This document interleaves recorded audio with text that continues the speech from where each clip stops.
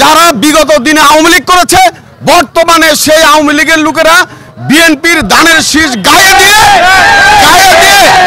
যারা বিএনপির ধানের শীষ গায়ে দিয়ে বিএনপি বলতে চায় সেই সমস্তদেরকে প্রতিরোধ করতে হবে।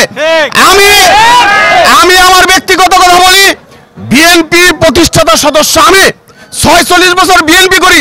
যে লোক বিএনপি করে যদি আমাকে না ছিলে সেই লোক বিএনপি করতে পারে না। আমি ছাত্র রাজনীতি করছি 11 বছর।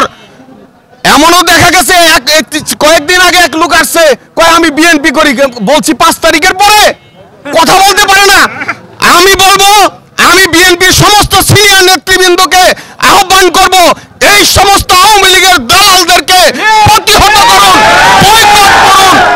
সেটা সর্বোচ্চ নেতা হলেও যদি কেউ আওয়ামী লীগে আশ্রয় প্রশ্রয় দেয়, আত্মীয় থাকে, তাদেরকে যদি প্রতিহত না করে তাকে দল থেকে বহিষ্কার করার জন্য যা কিছু করার আমরা করবো ইনশাল্লাহ।